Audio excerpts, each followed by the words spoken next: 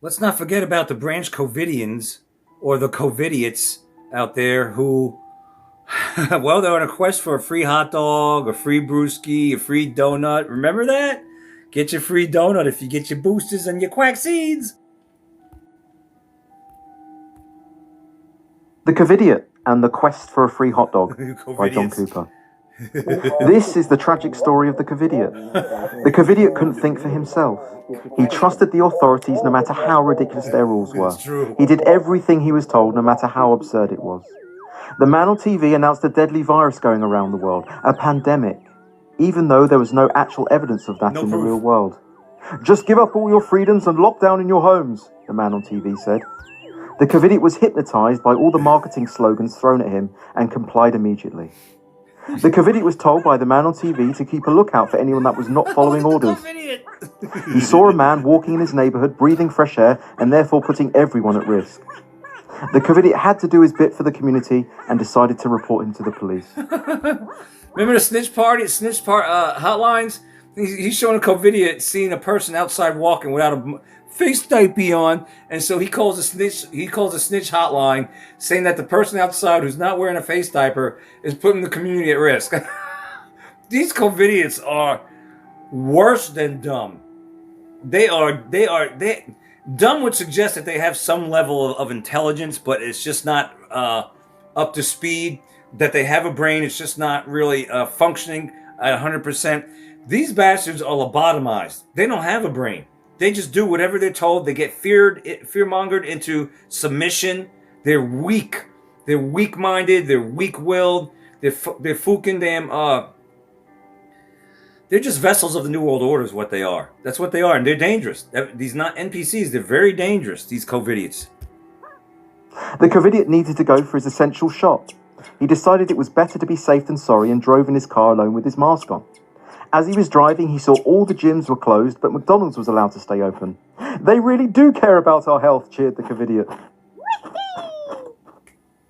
Stay back 6 feet, the Covidiot shouted in terror as someone came close to him. The Covidiot made sure everyone he saw were no closer than 6 feet from him. Any closer, and the Covidiot thought it would almost certainly catch the virus.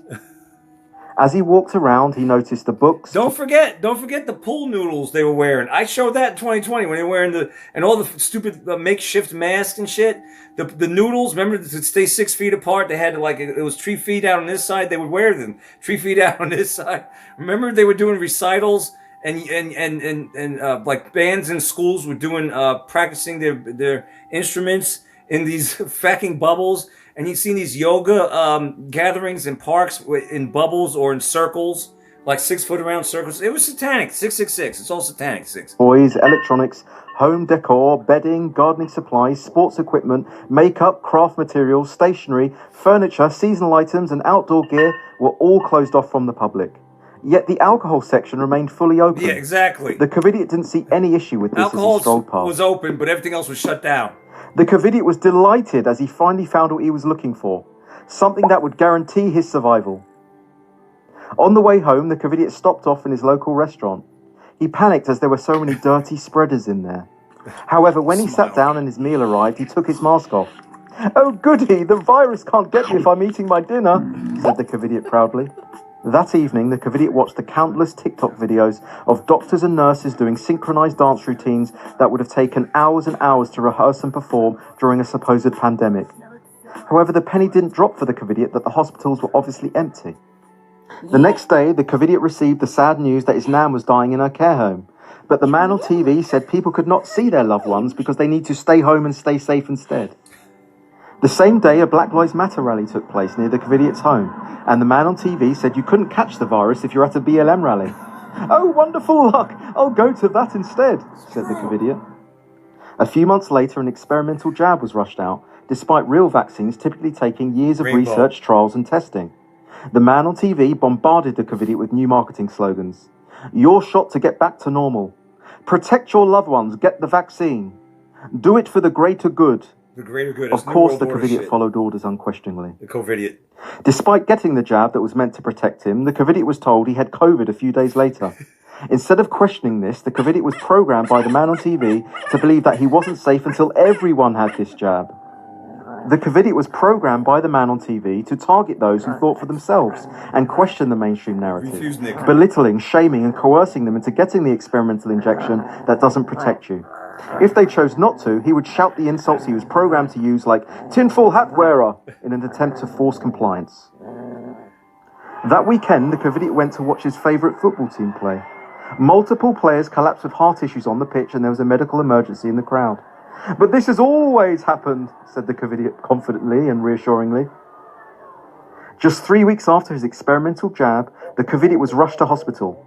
He had a heart problem, developed blood clots, and got a turbo cancer. But he just couldn't connect the dots. I must have long COVID, sighed the Covidiot. The man on TV was now moving the goalposts and saying one jab wasn't enough and that everyone now needs a second jab to be fully vaccinated. Only then could they have their freedom back. I have no choice but to take the second jab, said the Covidiot, who had only just got out of hospital. I mean, how else can I have a holiday in Mallorca? Now the man on TV was demanding a third jab, a booster. Only then could you get your freedom back. But with this, you could get a free hot dog. Hurrah! Whooped the Covidiot, holding his free hot dog aloft in triumph after getting his booster. Look at all those pathetic anti-vaxxers who have missed out. A few days later. Yeah, we missed out on this death. Turbo cancers. You stupid Covidiots. You Covidiots. His ghost rises up at it. Just think how much worse. Just think how much worse it would have been if I didn't get the jab. What a Covidiot! These Covidiots are they are bad. Oh my god! And they're ready to do it again. They're ready to snitch on you. They're ready to do all this all over again. That's how just insanely. I can't even put into words. Beyond stupid, dangerously dumb, dangerously lobotomized. A few days later. Just think how bad it could have been if I didn't get the jab. Just think how bad it could have been if I didn't get the jab. And the quest for a free hot dog, out now on Amazon. The perfect gift for your Covidiot friends and family to remind them how fucking crazy they went. Yeah, give that, whoever wrote that, is it Pulitzer? Shit. Don't forget these branch Covidians. I mean, what else were they doing? It's I could go on and on about it. It's like the Center for Disease Creation in the winter of 2020 and 2021 said, we're not going to count for the flu. There are going to be no flu cases this winter season. Translation, everything's going to be this. Everything was going to be this bullshit fake virus. Everything was. Everything. If you died of the sniffles, COVID. Or if you had the sniffles, COVID. If you died in a motorcycle crash, COVID. Everything was con job, 1984. No flu. The flu just disappeared that year, 2020 and 2021 winter. And the Covidiots didn't think twice about it. They just went along with it. Remember the news articles coming out? If you're what was it? If you're above 6 foot tall, you had a greater chance of getting it. That's so damn stupid. They said if you're morbidly obese, overweight, you can get it easier. No. What goes hand in hand with being obese is sicknesses. Your body's not healthy, so you're gonna get sick. You're gonna get problems, right? And so that's the scapegoat was to say, oh well, if you're overweight, you have a greater chance of getting COVID. No, if you're overweight, you have a greater chance of getting high blood pressure, high cholesterol, ailments associated with that. But they call that COVID. Everything was COVID. Everything. And these con job, these convids, these COVID, these branch Covidians, these Covidiots, they believed everything they were told and they get what they deserve. But the problem with that is we don't deserve to go down on that ship. Because we know that viruses don't exist. This was just a dry rehearsal for the New World Order. It was tyranny in practice to see who would go along with it and who wouldn't. And you want to know who didn't? You didn't. Me mum didn't. Me mother, who's, by the way, I picked her up at the ER last night, so she's home, recuperating. But there's quite a few out there in BitChute land I know that didn't fall for this bullshit. The minute I saw the arrows on the ground in every damn store, every fucking store I went into, I'm like, aha. And then they would say, like, on one side of the aisle in the store, do not enter. You got to go around. I went, oh, and I actually looked up. I don't know if I was at Home Depot. I can't remember. It was something like that, or Walmart. It might have been Walmart. But I looked up. I looked up. I said, oh, New World Order, fack off. Except I said the real thing. I said, you're trying to control me. This is nothing but tyranny. That's what this is. There's no virus. How is it that Huddle House closed in the town I was in at the time? It closed at like midnight, and Walmart was 24/7. Remember, Walmart was 24 hours a day up until that point. But all of a sudden, Walmart had to close at 8:30, and Huddle House had to close instead of midnight at 9 o'clock. Oh, let me get this straight. So, in one part of town, the virus is not present all day, but it hits Walmart after 8:30, like at 8:31. So they had to shut down at 8:30 all of a sudden. And Huddle House, that used to close at midnight, well, now they have to close at 9 o'clock because the virus is attacking Walmart at 8:31 and beyond, and is going to be headed to Huddle House's area across town around 9:01, 9:02. So Huddle House has to shorten their hours as well. No, this is all bullshit. This is all to kill the damn mom and pop stores, and in the process, some corporation owned restaurants and businesses in the process. But overall, it was mom and pop type things like that. And of course, Walmart's going to go along with it, and Huddle House is going to go along with it. These corporations, these big giant businesses, because they're part of the NWO. They have to be. At least Walmart is. I don't know about Huddle House. Maybe the CEO of Huddle House actually believed that they had to close early due to it. These Covidiots didn't question anything. Okay, it came from China, they said. All right. Well, most of our goods comes from China, so we should halt all goods from China. Then we should halt all goods from China, or at least douse them with chemicals. Every single damn thing, right? Right? Because we don't want to bring the virus on the actual merchandise coming from China. But such was not the case. Goods still flowed freely up until they closed the ports down. We were still getting goods from China. All right? People were picking them up off the shelves and looking at it. Do I want this? No, I don't want that. Boop. I mean, hello, there was a big bad boogeyman virus going around. I mean, fucking good. If we're going to go on lockdown, everything else should have been in lockdown. You should have put all this damn merchandise on shelves behind locked glass or something like that. If it was so bad off, but nobody questioned any of this. It was all bullshit. It was all to see who is down with the New World Order. Who is down to get the jibby jabs, to get depopulated, Georgia Guidestone, Deagle.com style, and who was not. And you're looking at the guy who damn sure was not, is not, and will never be down with the NWO and fall for their bullshit. But I digress, you Covidiots. You morons, you idiots, you. I don't feel sorry for them, I don't. And I've lost family members. My mother tried to warn them about the depopulation shot. They laughed. Like, in the days of Noah when he was building the ark, and they all laughed at Noah, thought he was insane and crazy. There was no flood coming. They were given in marriage. They were going to and fro. Life was going on as it always has been.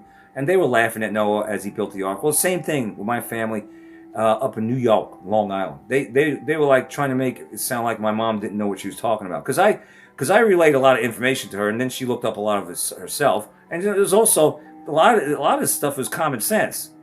That's a dying art. Common sense. If this is, what are the symptoms? Oh, it's the sniffles? Oh, we've always had the sniffles. It's a fever? Oh, we've always had the fever. So why are we locking everything down? Oh, because it's bullshit. This is tyranny. You figured it out? It's not hard to figure out. All right? But they laughed, and they took the jibby jabs, and now they're no longer with us. With that said, let's phase into the second part of the video. You see this book right here? It's called The Cell. You see it? Stephen King. Looking mighty kooky, I might add. Stephen King, you look like you've been MK Ultra. You look like a complete nut. Stephen King to me looks like a fucking serial killer. Right there. See him? Trying to act cool. Trying to have like I don't know. Cool, to me a cool 50s look. The way he's posing there in doorway. But here's The Cell. Okay, the book The Cell. Would you like me to read a little bit of it? I'll read the right there. The sleeve. Is that what that is? All right. Oh, I need my reading glasses. Okay, so here it is. On October 1st, God is in his heaven. The stock market. Am I recording? Yes. The stock market stands at 10,140. Well, this book was written a long time ago. Wow, back then it was $26.95. This is probably $100 now with Biden inflation. The stock market, I guess, was high at 10,140. Most of the planes are on time, and Clayton Riddell, an artist from Maine, is almost bouncing up Boylston Street in Boston. He just landed a comic book deal that might finally enable him to support his family by making art instead of teaching it. I need brighter light. That's why it's making it hard to read this. All right. So this guy, he struck a comic book deal. Instead of teaching art, I guess he taught art. He's now going to be doing comic books and making money to support his family and while enjoying himself. You know what I'm saying? He's already picked up a small but expensive gift for his long-suffering wife, and he knows just what he'll get for his boy Johnny. Why not a little treat for himself? Clay's feeling good about the future. That changes in a hurry. The cause of the devastation is a phenomenon that will come to be known as the pulse. So here's this guy, his family long-suffering, meaning that, I guess they struggle financially. He taught art, but his passion was to do comic books. And I used to want to do that when I was a kid too, to be honest with you. Cartoons and stuff like that. I thought it was fascinating. But so he turned that into, he started doing comics, drawing them, I guess. And then he pitched it to a publisher and they liked it. They said, okay, we'll sign a contract. And this deal was good enough. He felt really good about it. He could support his family. And he decided, well, how far? My wife put up with this for long enough. I'm going to get her something nice. I'm going to get my son something nice. I'm going to get something for myself. Clicking his heels down. What's the street? Boylston Street in Boston. Okay? But all this changes in a hurry because a phenomenon known as the pulse. And the delivery method is a cell phone is about to take place. Everyone's cell phone. Clay and the few desperate survivors who join him suddenly find themselves in the pitch black night of civilization's darkest age, surrounded by chaos, carnage, and a human horde that has been reduced to its base nature. And there begins, everything starts to evolve from there. There's really no escaping the nightmare. But for Clay, an arrow points home to Maine. All right, so it goes on about that. So this book right here, well, the video that I'm going to attach to this talks about how the Covidiots took the jibby jabs with the graphene oxide and stuff, and how the cell phone can affect and will affect your cells when a certain something gets activated. According to the video, I think it's from 2020, 2021, but it's very pertinent because it's resurfacing and something might be about to go down very soon. And this has to do with I know this book says that the pulse is going to affect everyone with a cell phone.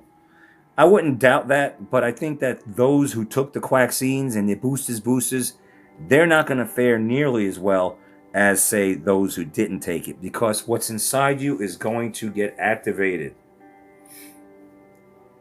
I think 6G around the corner also, but 5G's mentioned. It's a 13-minute video of what they have planned. And these Covidiots who took their boosters, right, Fraudgy? Get your boosters, right? And they took the Quaxxines, same difference to me. And how this technology, the frequencies from the cell phones, when they decide to activate this, make it go live, the pulse, how it's going to affect these sheeple. So take a look. You were warned. You sheeple, you branch Covidians, aka Covidiots, were warned.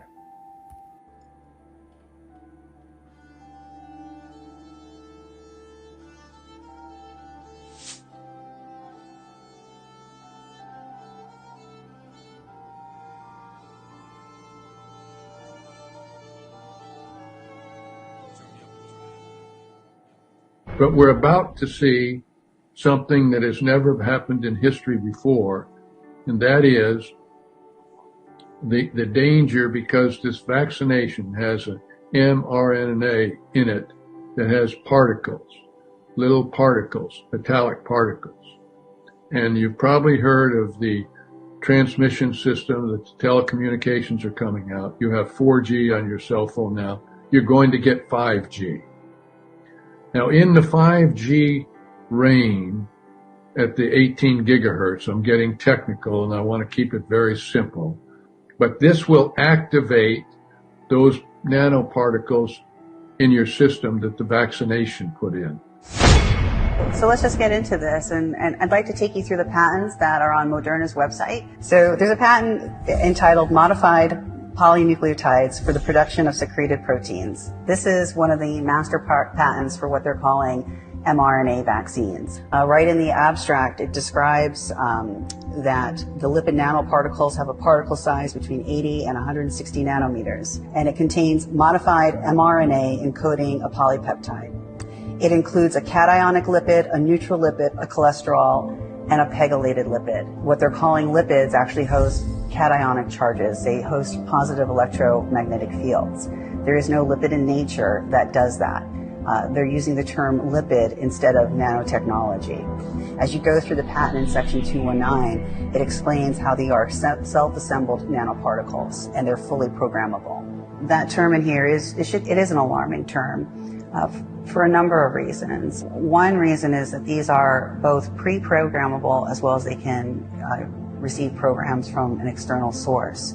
Microsoft did a 3-minute video on their technology. They call them biological computers.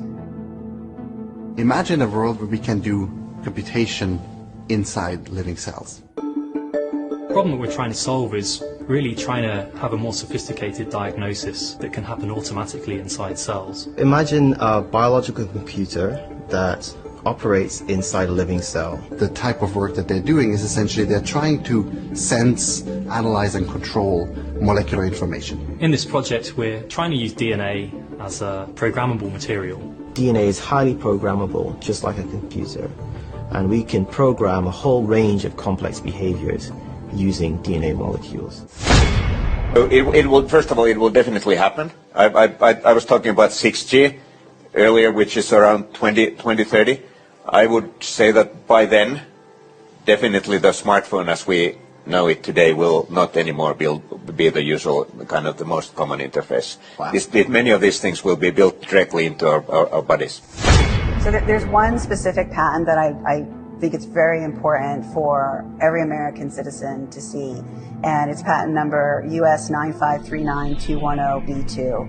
It was issued on January 10th of 2017. The patent is entitled Vaccine Nanotechnology, and in section 9 it discusses the vaccine nanotechnology that can deliver molecules. In some embodiments, the small molecule is a toxin. The toxin is from a chemical weapon, an agent of biowarfare. This is a utility patent for the pegylated lipid nanoparticles that are in these, what they're calling COVID-19 vaccines. There's more than overwhelming evidence that these are 3 of these pathogens that are housed within the hydrogel that is used in the vaccination and the jabs that are being given. Now, these 3 pathogens are innocuous. They're stable, they're inert, they don't do anything, you wouldn't even know that they're there, okay? But the hydrogel is the fixative that is within. So it's think of it almost like paraffin or cryo or something that's preserved, okay? It's like a storage. It's a vehicle to deliver whatever they're trying to deliver, like the messenger RNA or whatever else they're doing, but it's also fixating these things and keeping them stable.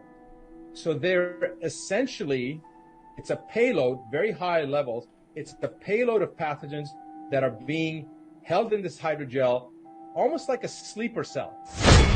We know that Marburg is not particularly contagious, but it has an extraordinarily high rate of fatality, and we know the mechanism by which this will be released, and that is inside of these shots that people already received, inside the lipid nanoparticles, the hydrogel, there exists pathogens inside of the particles that have not yet opened. Those pathogens are chimeric. They include E. coli Marburg, Ebola staphylococcus, and brewer's yeast, amongst others. We know that upon the broadcast from the 5G system that is now employed across the United States and the world for that matter, when they broadcast an 18 gigahertz signal for 1 minute, 3 different times as a pulse, it will cause those lipid nanoparticles to swell and release these pathogenic contents, thereby causing a Marburg epidemic that they've already spent the money on. It's already done, right? The Marburg epidemic, for purposes of the law, has happened, and now we just need the actual disaster to happen. And there's actually worse parts to it than that, including the 1p36 gene deletion that effectively will turn those poor people into zombies. As odd as that sounds, our government's preparing for that. The FEMA have already put out zombie commercials and CONOPS on that, correct? That's correct. If you look at ConPlan 8888, Stratcom put that out in 2011. On page 2, they say, "Oh, this is just for examples, just for demonstration. You know, don't worry about it, so we don't offend other countries." The problem with that is, you look through that ConPlan, it's all about 5 different types of zombies. There isn't anything in there about opposition forces. There isn't anything about winning political battles or counterinsurgencies. It is only about a zombie apocalypse, defending it. And you will see that every NIMS compliant, practically, agency, or whether that's state, local, or federal, has already had their zombie apocalypse preparedness training. They've already done their practice. The CDC has had a zombie apocalypse preparedness website up for the last 5 years. Now they've reduced it to a PDF cartoon. Even in the Amazon Web Services contract, the force majeure clause, I believe it's Article 41, states that we're not liable for damages in case there's a zombie apocalypse. This is coming, folks, and the serious adverse event report Pfizer put out post-marketing, they had put out as part of a FOIA. The number one serious adverse event was the 1p36 gene deletion. You look up the symptomology for that, it is the elimination of the frontal cortex and a propensity to bite. What's very odd about this is this was the symptom post-vaccination. That disease is a congenital disease. It means you're born with it. So how is it then possible that this is the number one serious adverse event from the Pfizer shots? It's here, folks. What I wanted to impart to you is under 42 CFR, Part 70 and 71, that's the enabling statute for Health and Human Services to assume power upon the declaration of a public health emergency. They've already done that, as you indicated, with the COVID crisis. That has resulted in the suspension of our Constitution. It's already happened. The next one is coming. In that statute, you will see that Marburg is already identified.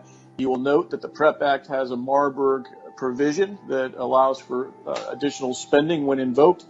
The Health and Human Services has already invoked the Marburg provision, meaning they've already parted ways with money and spent it under the HHS enabling statute to build quarantine camps, amongst other things, throughout the United States.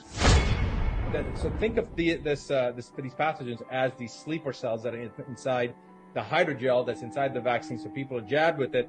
You know, it's inside their bodies, completely inert, doesn't do anything. Now, when there is a trigger, when that sleeper cell is activated, when there's this trigger, and we don't know what the trigger is, there's been a number of things that have been postulated. The one that most likely is an 18 gigahertz pulse from the 5G towers that have gone up. That will be 1 minute in duration, 3 subsequent pulses, all 1 minute in duration, that will then cause this hydrogel to melt down, disassociate, dehiss, you know, whatever it's going to do, become unstable, and now allow that sleeper cell to awaken and release these pathogens, the Marburgs, the E. coli, and the Ebola, and allow them to become no longer inert. Now they're becoming pathogenic. With especially the rise of brain-computer interfaces and biometric sensors and so forth, it is very likely that within, say, 50 years, people will literally be part of a network. All the bodies, all the brains would be connected together to a network, and you won't be able to survive if you're disconnected from the net, because your own body parts, your own immune system, perhaps depends on being constantly connected to the colony, to the network. Well, I am now, as of this year, I am in my 32nd year of being a physician. You have a small elite that pushes things in its own interests, even if it doesn't benefit the vast majority of the population. This has happened so many times previously in history, and it's probably going to happen again. One of the biggest dangers to the planet today is this technological utopia, because probably for the elite it will work. If bad comes to worse, then when the flood comes, the scientists will build a Noah's Ark for the elite, leaving the rest to drown, the rest of the people and then the rest of the ecosystem. But they are likely to be able to construct this technological Noah's Ark, which is probably what much of the elite is counting on. Humans are now hackable animals. You know, the whole idea that humans have, you know, they have this soul or spirit and they have free will and nobody knows what's happening inside me, so whatever I choose, whether in the election or whether in the supermarket, this is my free will, that's over. Free will, that's over. That's over. Over.